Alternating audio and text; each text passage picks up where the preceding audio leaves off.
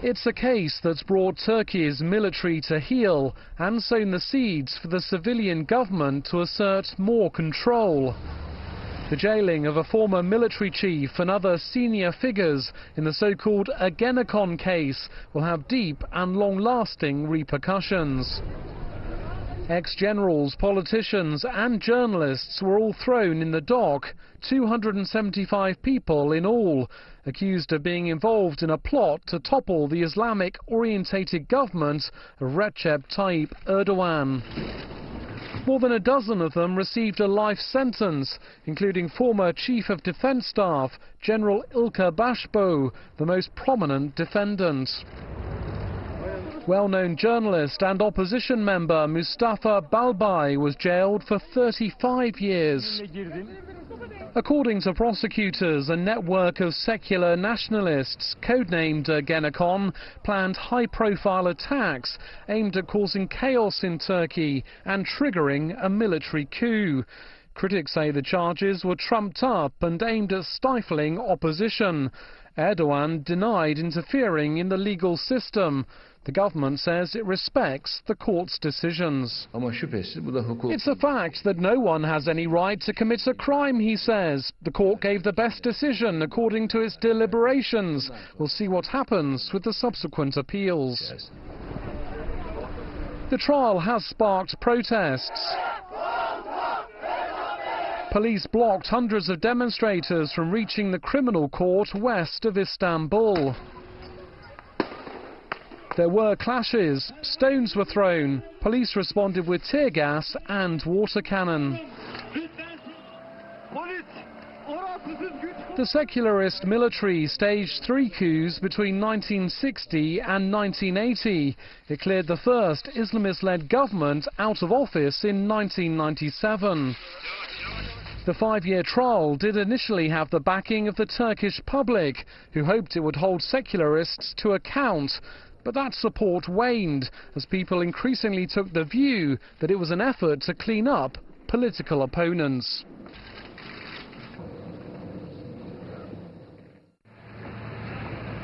Markar Esayan, a journalist with a Taraf newspaper in Istanbul, has been closely watching the Ergenekon case. He's discussed the repercussions of the landmark trial with Euronews correspondent Bora Bayraktar. What does the Ergenekon case mean for Turkey? What is it all about?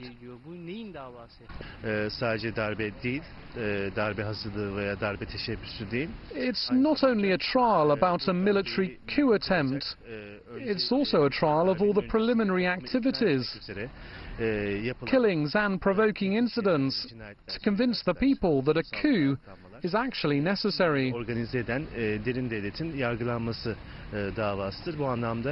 From this point of view, it's the first of its kind in Turkey. And politically, it's a turning point and a milestone. Because of this, it's also triggered many debates. At the beginning, it was discussed with the public, and we can say that the Turkish public was divided in two because of this. This was normal. It was a step to rule of law from the law of the privileged people.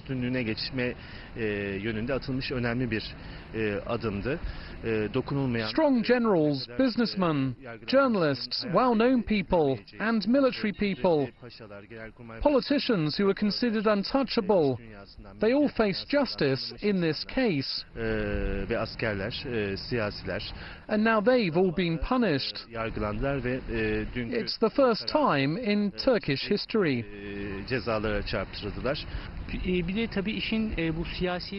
Because of the political nature of this case, some people have looked at it and they see it as an attempt to take revenge.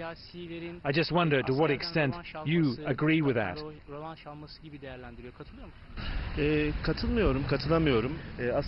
I would not agree with that. I can't. The real answer to your question is this. With this case, together with the sledgehammer case, Turkey is changing the mind of the state. When we talk about Ergenekon, we're not talking about people or a narrow gang who gather in secret underground offices and organize crimes.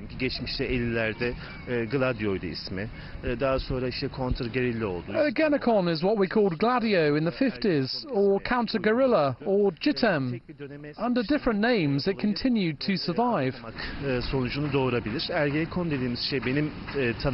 If you put this in a certain period of time, you can't understand it.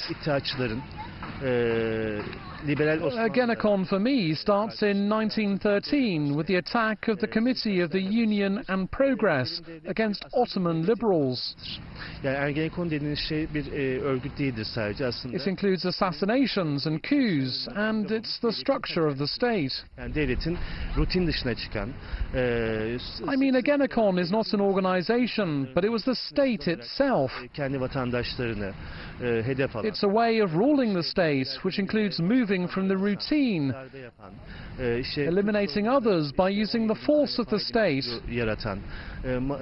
executing the ministers and the prime minister, as they did.